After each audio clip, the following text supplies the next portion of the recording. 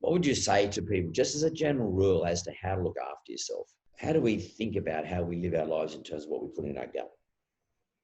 Yeah, it's interesting, right? And it's I often think about this, and the same six principles, the same six core principles that we use with some of Australia and New Zealand's most elite athletes, everyone can apply them. Everyone can apply them because really 90% of the work is done if you can put these six principles in place.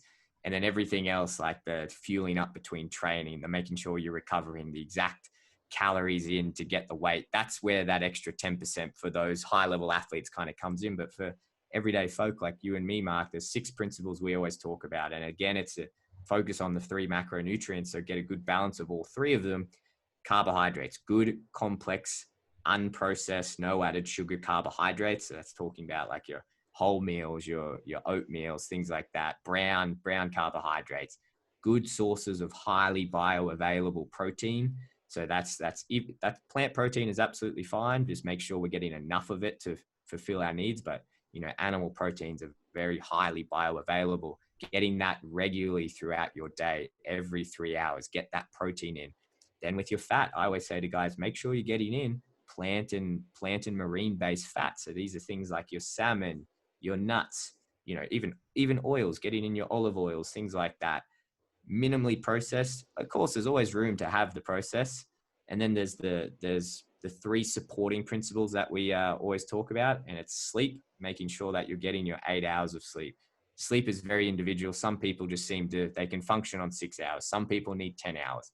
Find out what your most optimal sleep is and make it a priority, because without that, those other three principles aren't going to work. Stress, manage your stress, whether that's, it doesn't have to be yoga and every morning at 6 a.m. It can be whatever it is that you find to manage stress, taking 10 minutes for yourself every day. Do something. Again, that's going to support those first three principles.